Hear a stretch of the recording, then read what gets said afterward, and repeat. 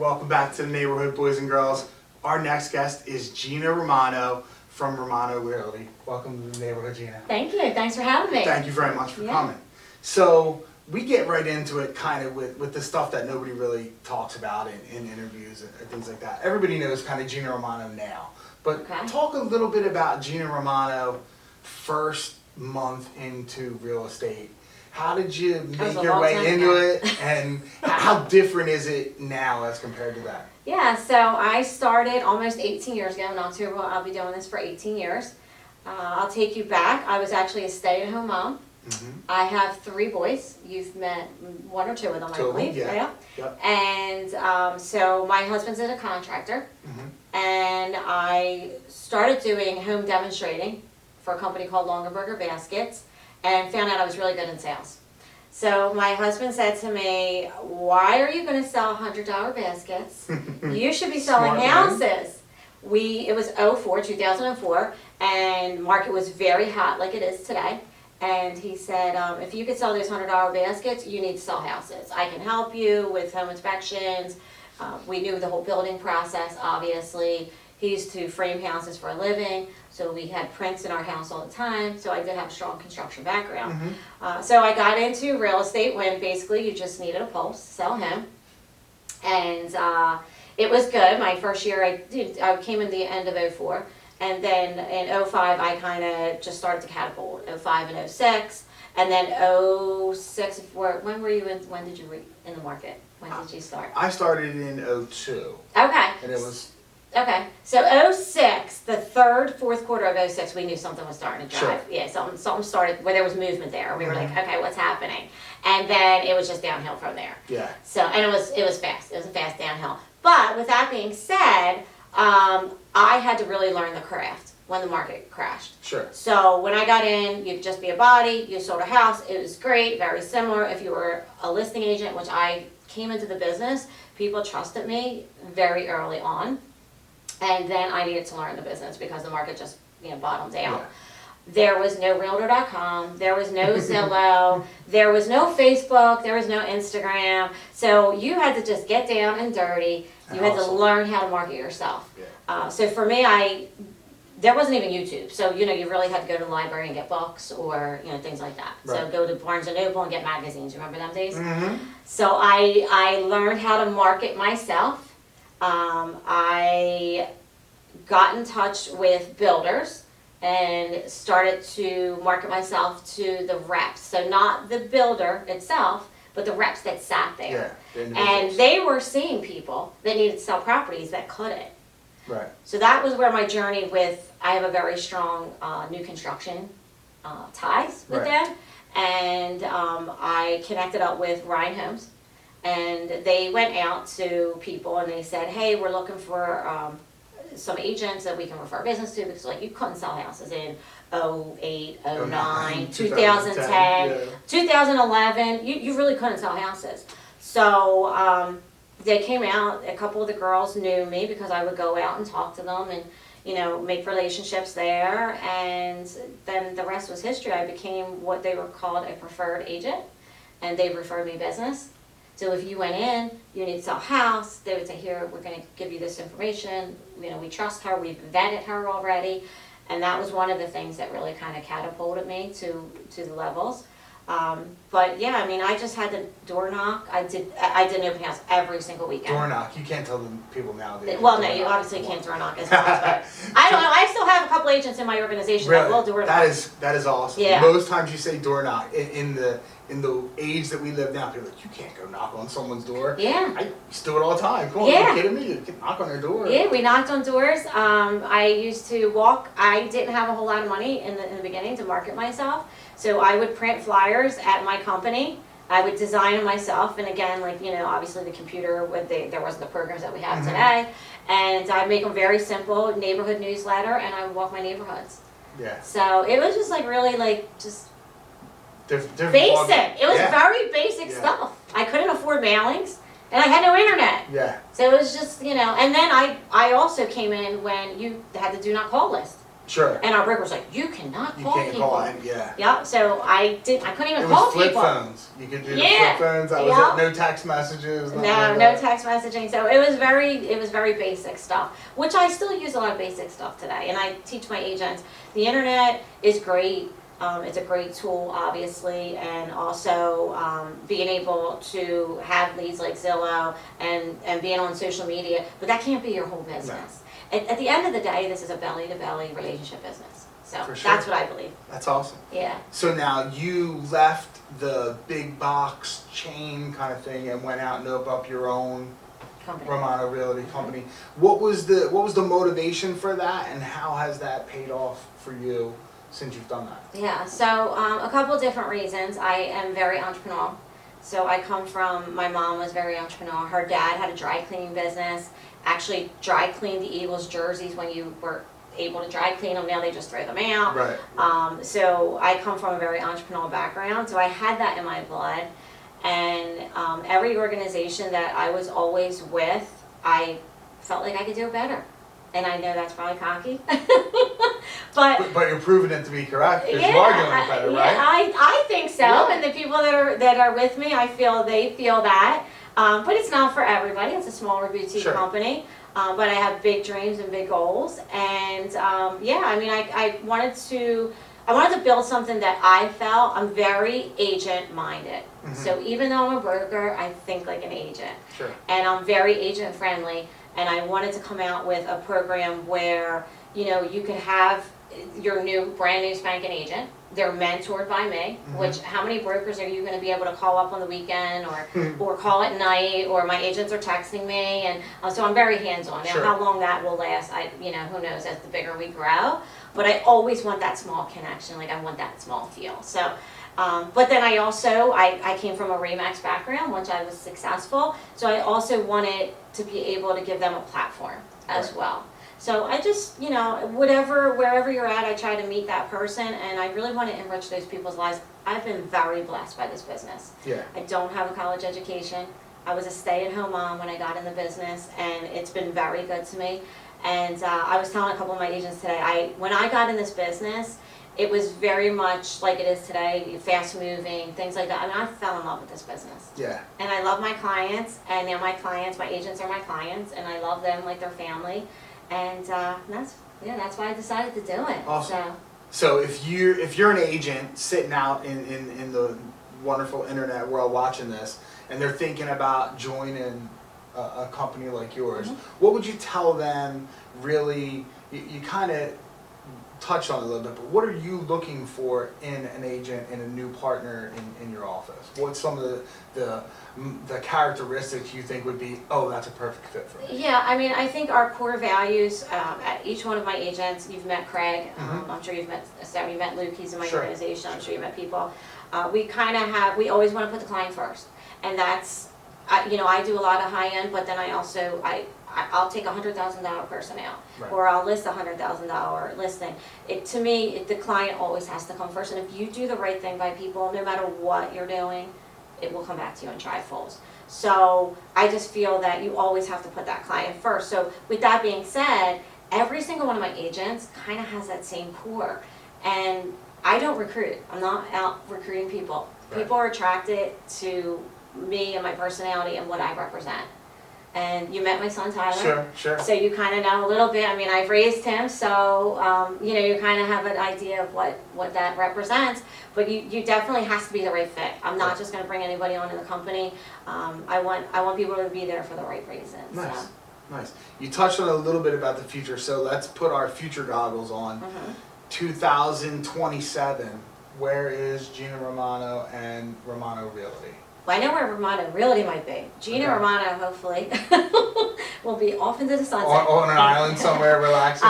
So my son is in business with me. Sure. He got his license last year. He's doing very well. He's only 25. But eventually, hopefully I can groom him to be a big part of the company as well. He developed logos with us. He has a marketing degree. So I'm hoping I see a lot of the traits that I have, I see in him. So hopefully at some point, I would like to go around and speak, mm-hmm. do things like this, maybe be a motivational speaker. Nice. I know where the company is. So to the best of my knowledge, I don't know if there has ever been a franchised real estate company owned by a woman. I also wanted to open my company because I felt that it was always, it's a women-driven business, right? So more realtors are women. Sure, right? sure. And most of the men, nothing against men, but most of the men own the companies. Yeah. At least the major franchises. Dave Liniger, started Remax. You have Gary Keller started, sure. Keller Williams. So Gina Romano wants to be the first woman to franchise out a real estate company. And at some point I'll pull myself back, oversee everything, have my son by my side, and I'll be able to enjoy life with my husband and my kids. That's awesome. You touched on family a little bit, and one of the things that really stood out to me was your response to Tyler's interview that he did here with us. And I really got a kick out of that, because just the words that you said, like the things that you tried to ingrain in him, you could hear him when he spoke saying those things, and it was kind of like the confirmation. You didn't really hear that stuff from him, or you didn't. It was like your finalization. It was really cool to observe. It was that when I watched that interview, and when he said that, and some of the things that he said about me, and that was so nice that he put a plug. But I mean, as a mother, obviously, that's what you think that you're saying all this stuff and it's going in one ear and out the other, and you really don't know. But I've been blessed to raise 3 amazing boys, and by him saying some of the things that he said, they kind of thought I was crazy when they were young. They were like, "Mom, what movie did you get that off of?" That's funny. Yeah. So, but it was cool to hear that I was, what I said. Listen, he got somewhere in there. You can tell that. I mean, at first I didn't really even know that you were his mom when we first started working together. I've been working with Tyler for a while now, and I didn't know I didn't make the connection. Yeah. And then when we found out, I was like, oh, that makes sense, because you can tell people that have entrepreneurial parents and that have that drive. It doesn't like pop out of nowhere. You don't very often find a younger person who's entrepreneurial where their parents weren't the same. Right. You can see that. Yeah. So, yeah. I think he's awesome. He is. He's one of the I don't want to say it. He makes it look effortless, because then it makes it look like he's not trying hard. But when you observe him, like, I tend to be a little scattered. When I'm moving full speed, I'm moving full speed. Right. With Tyler, I watch him and he does so many things and he's going full speed, but he doesn't look like he's going full speed. He's kind of just He was like that chilling. as a kid, too. It's funny that you say that, because my husband was like, he would be a great ball player. Obviously, he's not. Right. He's not a baseball player, but because he has like nerves of steel, and he does make things look effortless. And so he was like that as a child, and then it's followed suit through his business career. So he's awesome. Pretty awesome. Yeah, he's a good dude. Yeah, he's one of my favorites. He thank was. you. I posted today. He was the one who introduced me into the harvest. Yes, and that was like one of the biggest changes in my life, because he was somebody he was in my BNI and he did my insurance, and I said, I need to do something next level. Right. I've had a bunch of minor successes, but I'm doing really well now, and I want to make sure I go to that next level. And he's like, oh, I do this thing called the harvest. And I was like, yeah, okay, we'll go. And it was one of the it's been life-changing for you, right? It's been incredible. And I thanked him like 20 times so far. I'm like, dude, thank you so much. Yeah. So now we're in BNI together, we do all this stuff, and anytime I can refer him business and do stuff. Yeah, he's amazing. He's an amazing connector. And I think what people gravitate to him is because he's not looking for anything. He's just literally putting people together. Yeah. So. He does his networking. We had the conversation. He does his networking without expecting something in return, because he knows that the business follows, rather than people that are constantly transactionally motivated. They're doing something with a specific outcome in mind. I'm going to introduce you to this person because I know I'm getting this. Yeah, and that's hard to find in this, especially in what we do. Like, we're all kind of intertwined in our industry, see the mortgage and the insurance and the real estate, and it's just hard to find people like that. It is. So. It's a tough industry to find good people, and when you find them, I try to surround myself with them, because it's tough. Yeah. You gotta have people you can trust. That's for sure. Yeah. All right, so here's your one personal question. Yes. You wake up tomorrow and you find out that you won $5 million. How are you gonna spend it, and who are you gonna spend it on? How am I gonna spend it? Well, I would probably buy Tyler a bigger house, because he keeps multiplying and having babies. So I would definitely buy all my children a nice house. and I would probably give a portion to a charity that I really believed in. And yeah, I would just probably just put it away and invest it well so that I can live off of it in my later years. And I would still bill Romano really. There you go. That's awesome. Gina, thank you so much for coming absolutely. Thanks for having me. I Great appreciate conversation. it. Yeah. We'll be right back with the next guest on this Mortgage Neighborhood. Welcome back to the neighborhood, boys and girls. Our next guest is a longtime friend of mine, South Jersey legend real estate, Mark McKenna from Pat McKenna Realtors. Welcome to the neighborhood, Mark. Hey, thanks for having me, Jim. So Jim and I go way back. We used to sling pizzas together in the 90s. When I tell people, I know Mark McKenna before he was a realtor, they're like, come on, no way. Pizza guy. Yeah, pizza guy. So that's kind of where we start almost every interview. Talk a little bit about getting into the industry. You were working for your mom. Your dad started the business. How was the beginning of your career and your journey? It was tricky because I got my license when I was 18. I didn't start till I finished college, and it was 1991. It was a bad market, and you know, I'll never forget my first closing. The title clerk who did the closing called my mother and said, he doesn't have it. He's never going to make it. And of course, the competitive person that my mother is told me, is Linda doesn't think you're going to make it. So she just passed a year ago, but she was still working at the title company until like 3 years ago. And every time I had a closing, I'd go, Linda, I'm still here. Still there. Still here, grinding away. But it was difficult, and I started doing a ton of rentals. I took any scrap I can get. First thing I did is I bought a computer back in '91. No one had a computer in real estate. And I put in every address in a couple areas, and I farmed them like I was trained to do. And you know, I started building a little book, and then you know, I said I can only do the same amount of business on my own. So we hired somebody in 1997, and you know, trying to figure out how they can help me take me to the next level. And then in 1999, I said, you know, I got to do this with more of a plan. I can't fly by the seat of my pants. I hired a coach, and I'm still with that coaching company today. I'm a Mike Ferry agent, and I had they assigned me to a person who has built teams. So I strategically built a team, and you know, knew the formula. Every person you hire equates to 40 or 50 transactions, and still have that call every morning at Thursday at 8:30. And it's the best thing I ever did in my career. That's awesome. That's awesome.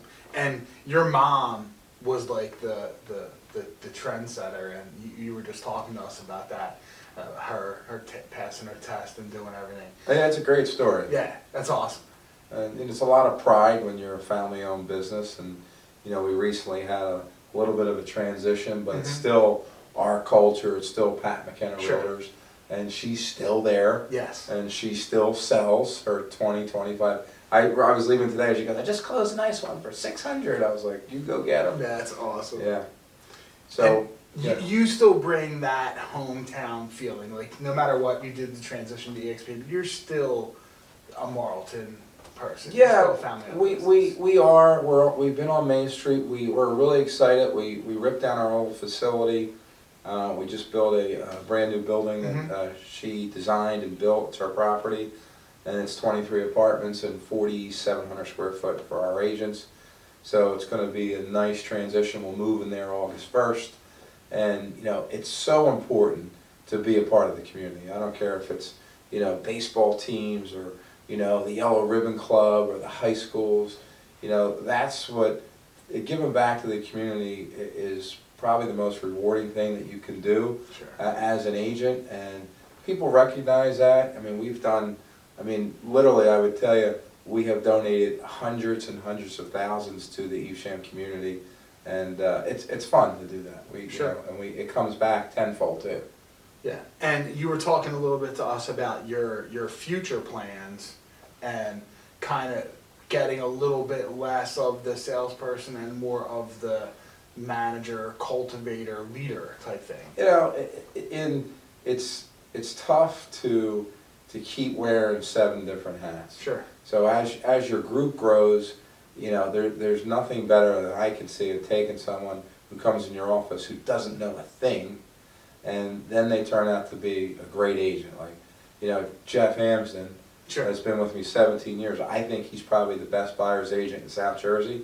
Jeff used to work the counter at a local pizza place that we used to go in every day. And I said, you need to come work for me. And, he's like my younger brother now, and he is just amazing. He worked with a buyer that I worked over to him. Incredible negotiator. A couple things that he told me about ahead of time, I was thinking in my head, that's pretty gutsy. Yeah. And he fought for the buyer. And he started at the perfect time. Okay?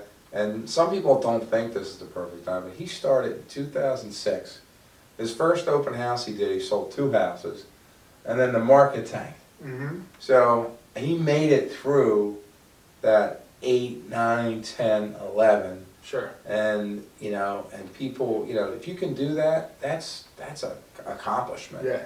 So and now he's reaping the benefits. He's got a great client base. We work together. Sometimes we'll team on some things together, but he's just a wonderful asset for us. Yeah, good dude. And you were talking, your future plans are? So I don't do as much buyer work as I used to. I kind of give all my referral work to my agents.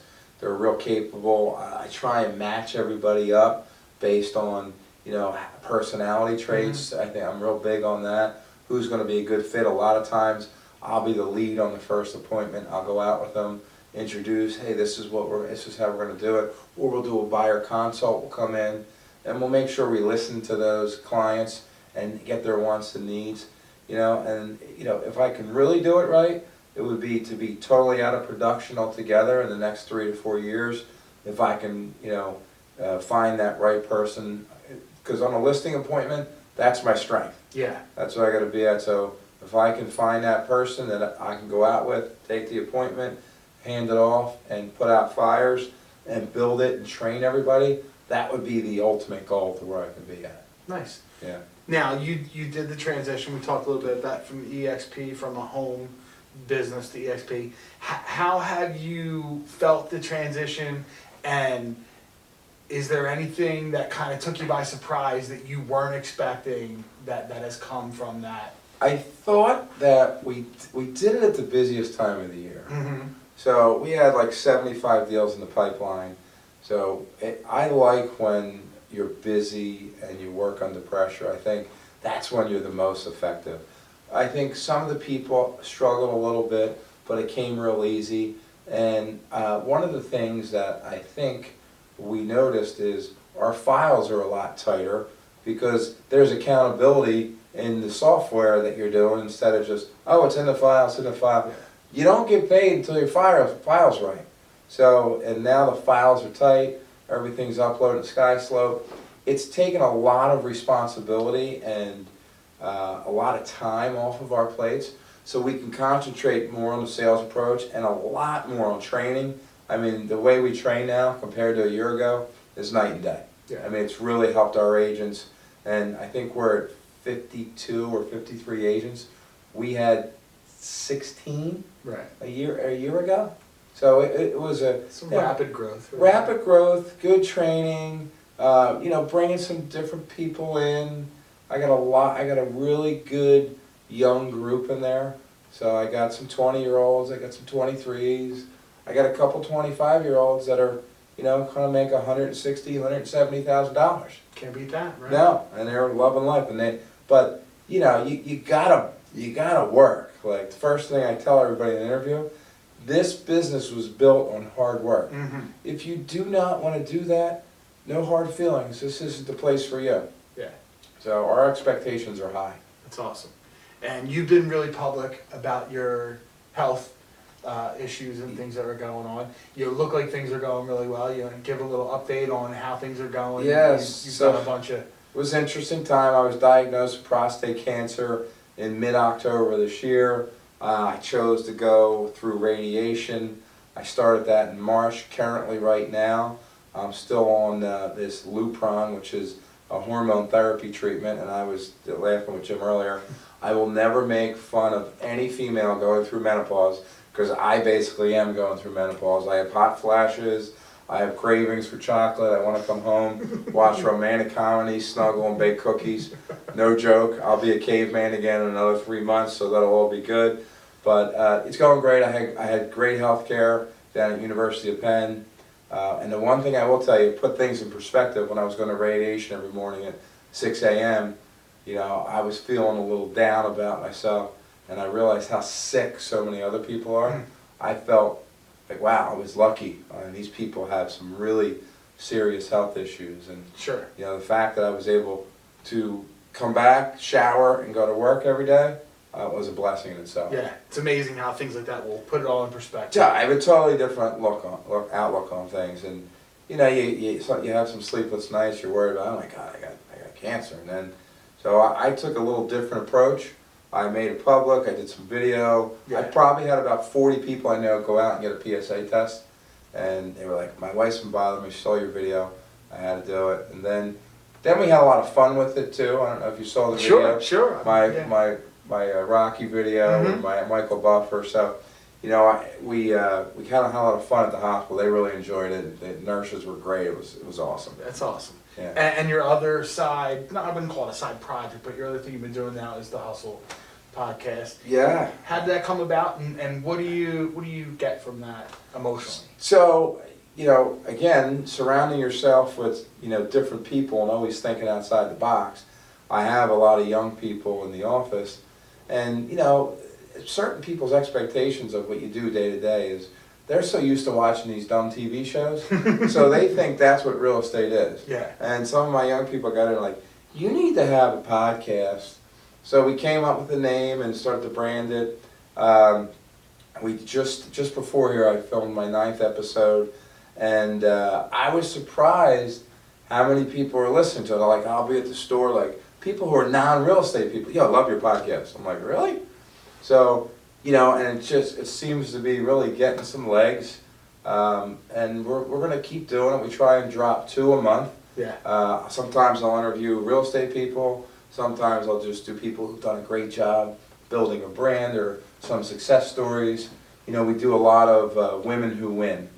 Sure. Know? And they have a lot of common themes, and I'll bring that up. And you know, my office has done a great job with that. It's been all. It's funny. I'm on the other side. Yeah. I'm usually the guy flipping the tables on you. But yeah, it's been really fun. And the people who, just like me, I was happy to come down and spend time with you. They're like delighted. Sure. Our difference is like this is live. We edit. Okay. Because some people get really nervous. It's just audio. We'll do a couple video clips for some, you know, promo stuff. Sure. But they're so nervous. Yeah. So I can relax. It'll be good. Just 2 people talking. I do it in my basement at the bar. Yeah. If you want to have a beer, you can have a beer and loosen it up and do whatever. But yeah, it's great. It's great stuff. The fantasy football room. The fantasy football room. For sure. Yes. Cool. All right, got one personal question for you. Sure. You wake up tomorrow morning, a genie comes into your house and says you can go rewatch one sporting event in person and bring one person with you. What event do you want to see, and who's the person you want to bring? I would probably say I would go to the Raiders Super Bowl in '83, because that's the last time they won a Super Bowl. Against the Redskins? Against the Redskins, and watch Marcus Allen run for 192 yards. Okay. And I would probably, my son wasn't alive then, but I would take him because I've tortured him to be a Raiders fan. And he's like, he can't understand why I like him. And I would say, hey, at least you get to see him win one Super Bowl. Yeah, because he has all silver and black, and we're big diehard Raiders fans. But that would probably, you know, it's either that, because now I'm a big Auburn fan too. Yeah. Or been the punt play or the field goal. Return the guy retained. Yeah. One of those two. That was a pretty awesome. That would have been a fun against Alabama. That would have been that. Both of those were two great events. But I would say Raiders with my son. That's a cool question, by the way. Cool. I like that on the spot. Awesome. Thanks for coming by, Mark. Thanks for having me. We'll be back with the next guest. Welcome back to the neighborhood. Our last guest tonight is Phil Carr. Phil, welcome. Crowley Carr Real Estate. Thanks welcome to the neighborhood, man. So, Phil, talk a little bit about the name Crowley Car is a big name in the town of Hamilton. The history goes back. Talk a little bit about the business, how it was started, and how you came about to get in. Sure. My grandfather, Charles Crowley, home a debt of gratitude. He was the driving force behind me getting in the real estate market, real estate business. I would not be here today if it weren't for him.